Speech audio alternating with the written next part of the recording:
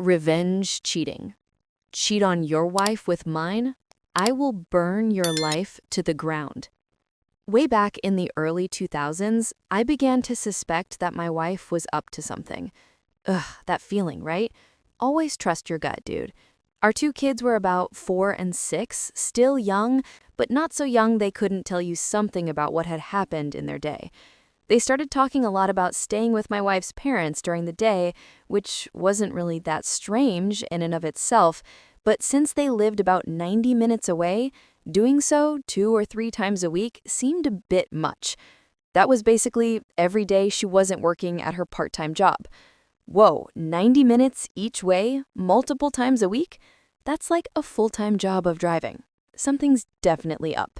When I asked her about it, she denied it, but was never a good liar.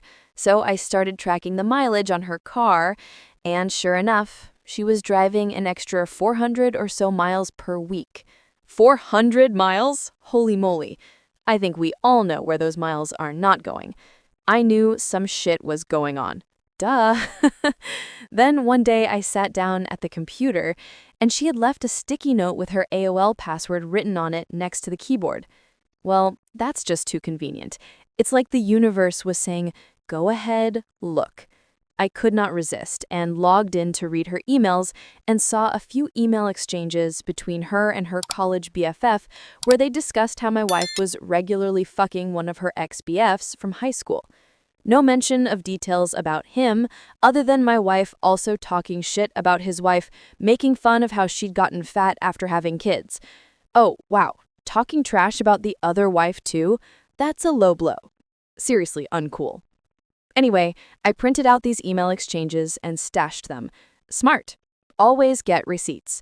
I still needed to know the details, so I called a friend who was a cop, and he suggested I call a guy he knew that had left the force to become a PI. Ron was great. I paid his retainer and gave him the emails and what little I knew about my wife's activities, and he figured out exactly what she was doing. A good PI is worth their weight in gold, man. His report detailed with photos and times, dates, and locations all about how she would take the kids to her parents', then go meet this guy for lunch, then they'd go to a dumpy motel for a few hours, after which she'd pick up the kids and return home. Wow, dumpy motel. That paints a clear picture. And using the time when the kids are with her parents? Super shady. At this point, I hired a divorce lawyer. My parents cheated on each other, and the fallout absolutely fucked mine and my siblings' childhood. It was something that was totally unacceptable. Okay, I totally get why this is a firm line in the sand for you. That childhood trauma is a huge deal. I also asked Ron to find out what he could about this guy. Ron absolutely came through. I learned his name, Bob, that he was married and had 3 kids. I also found out that he worked as a VP of sales for his father-in-law's business. Ooh, this just got a lot more interesting. Plot twist alert. At this point, I had my lawyer draw up the divorce papers. I also asked Ron for a couple more copies of his report, and one more thing I wanted him to do for me. On the same day I had my wife served with the divorce papers at her work, I had Ron meet with this guy's wife and show her everything he'd found out. Woo! Talk about a power move. That's stone cold. But honestly, she deserved to know. She seemed nice, and I figured that she deserved to know what her dear hubby was up to. What she did with that information was up to her.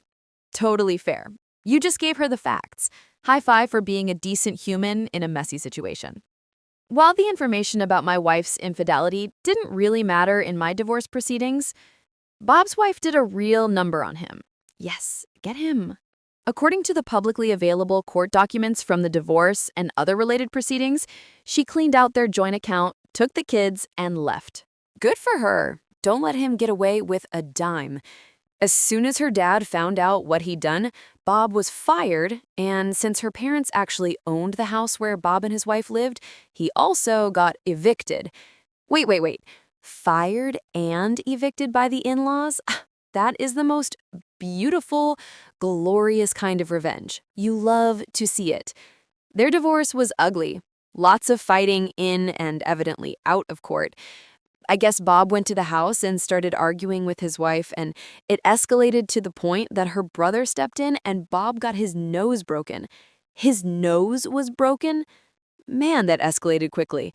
I feel bad for the brother, but also Bob kind of had it coming.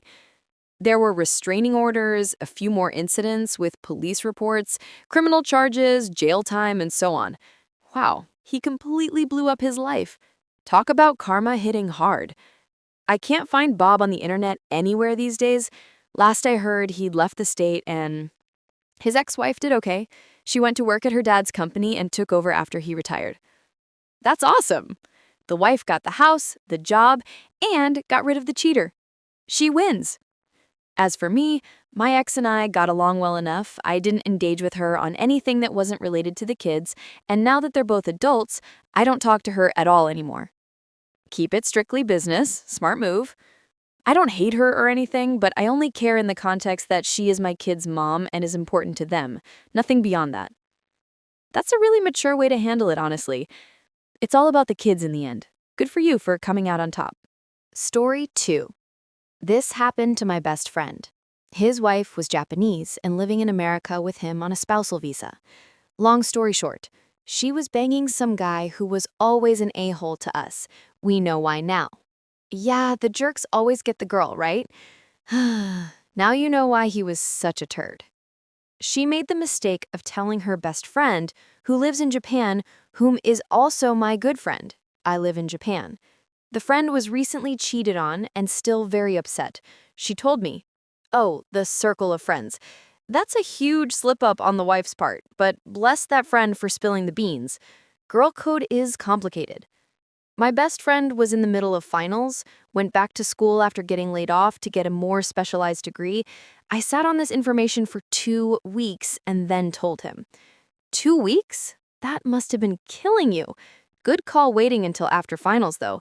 No need to mess up his grades and his life at the same time. He took it pretty well as it filled in a lot of holes for him. Then I said, so many guys when hurt are too nice. I convinced him to ruin this girl. Ruin her, yeah. Get that sweet revenge. We figured out her Facebook password. Why do most women pick the most obvious of passwords? Seriously though, why are they always so simple? Sure enough, there were pictures, conversations, and what's this? The boyfriend's parents. Glorious. The parents? Jackpot. This is getting good, like movie-level revenge good. It turns out they are super Christian. My friend contacted the boyfriend's mother and very politely explained who he was and what went on. Politely is the key word here. Makes you look like the sane victim. She was very sorry, and she promised my friend that his wife would no longer be welcome in their home. Step 1, complete. Boom, done.